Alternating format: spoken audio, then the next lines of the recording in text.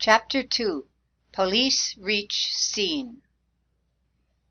The same clock that boomed the hour that sent Newt Lee off on his rounds of the factory building boomed freedom from the night's work for 3 men at the Atlanta police station. It had been an easy night for police reporters, but easy nights are weary nights, and the welcome hour meant that the big presses up in the office were grinding out pages of printed matter for the citizens of the city to while away the Sunday hours between breakfast and time to go to church. "Good night, Chief," they shouted as they clattered down the stone steps of the station house. "Good night, boys." The two of them turned up Decatur Street, foggy with the night mist, free from the throngs of merry, laughing colored people that had crowded them a few hours earlier. Only the lingering smell of fried fish and the reek of hot dogs remained of the jostling mass of humanity that had filled the street from curb to curb such a little while ago. "Where's Britt?" said one. "Out in Boots Rogers' automobile, I guess," said the other, and the two laughed. So the third reporter was left in the automobile, while inside the station house the officers lolled back in their chairs to drone away the remaining hours till the first light of morning. Already, over the smoky skyline to the east, a thin smudge of light was appearing. The arc lights in the street burned blue, and the hands on the station clock were crawling toward the hour of 3. Somewhere off in the cells to the rear of the station, the gulping sobs of a negress reached the officers. Brought in earlier in the evening on the charge of disorderly conduct, she had continued to moan and yell throughout the night until exhaustion brought only those racking sobs. "Sergeant," growled a thick-set man near the door, whose chevrons proclaimed him a head of a department, "make that woman shut up, will you?" The sergeant sighed and clumped off toward the rear, swinging his keys. Boots Rogers, deputy, opened his mouth to begin the umpteenth exposition of the Grace case, when the telephone bell jangled. "Well," said Officer W.T. Anderson, "wonder who's ringing up this hour of the night." He rose wearily, strode to the door of the telephone booth, and swung it open. His brother officers looked up for a moment with passing interest and sank back in their seats. "Hello, hello," came from the booth. "Yes, this is the police station." "What? You'll have to speak slower, old man. I don't get you." Then he got the message from that Negro many blocks away, crouching fearful in the gloom of the pencil factory, telling in a shaky voice of a dead girl found in the basement of the National Pencil Factory on Forsyth Street. As Officer Anderson crashed out of the phone booth with his news, the sleepy officers leaped to their feet, wide awake in a minute to the emergency. "My machine's in front," yelled Rogers. "Let's go." In a flash he was out on the sidewalk, Anderson on his heels.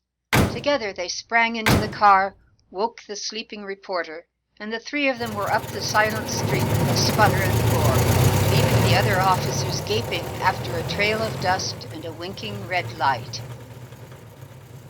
As the machine neared the corner of Pryor and Decatur Streets, 2 men were seen standing on the corner. They were Officers Dobbs and Brown. The automobile slowed down. "Jump in," yelled Rogers, and with hardly a perceptible pause, the big car rocked on up Marietta Street, slewed into Forsyth, and stopped panting at the black pile that they knew was the National Pencil Company. The 4 men alighted. Each was breathing hard with excitement as Officer Anderson pounded on the door with his clenched fists. A muffled tread sounded from within. The latch grated harshly, and the frightened face of Newt Lee peered out at them. The whites of his eyes were rolling, and his teeth chattered. The picture of fear, each officer thought to himself.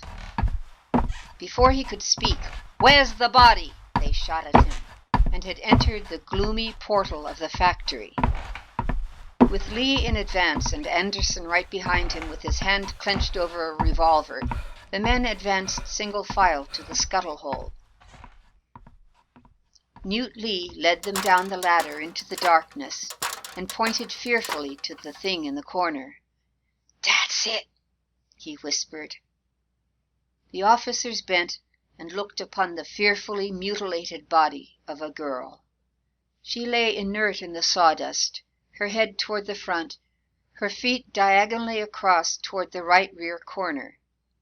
The face, bruised and cut, black with grime, was turned toward the wall. The body was face downward, and as the men stooped for a further examination, the extent of the injuries was revealed to them. They could see her hair in shreds, the unmistakable hair of a white person, stained dark with blood that had oozed from a wicked blow on the back of the head. The blue ribbon that had been tied on so blithely but a few hours before, now wilted and dirty, the silk lavender dress smeared with blood, one small white slipper still clinging to the right foot. Around the neck, a strand of heavy cord that had cut deep into the flesh. Around her head, a clumsily contrived gag, formed of cloth torn from her dress. They turned the body over. The underskirt was ripped to shreds. One stocking supporter was broken. The white stocking itself sagged down almost to the knee. Sergeant Brown threw his head back and gasped, "My God, it's only a child!" While they stood there, Sergeant Dobbs had been making a minute investigation of the cellar floor. A few feet away he found the other slipper of the girl. Near the shaft of the elevator was her flimsy little hat. Then he made a discovery. Turning toward the lantern light, he held up to view two soiled pieces of yellow paper, across which someone had scrawled rude letters. With bated breath, the officers read the notes.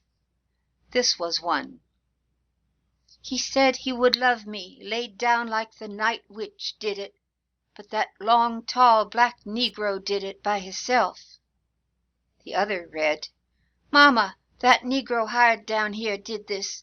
I went to get water, and he pushed me down this hole. A long, tall negro, black, that has it woke. Long, lean, tall negro. I write while play with me." What thing was this? What did they mean? Had the man who wrote these notes done this hellish deed? The quick flash of suspicion, already born in the brain of every white man present, turned toward the black man Lee. It was Anderson who swung suddenly toward the watchman and flung a rough hand on his shoulder. "Nigger, you done this," he said hoarsely. "'Fore God, I didn't, white folks." A moment later, and Anderson had slipped the handcuffs on his wrists, and Newt Lee was under arrest for murder.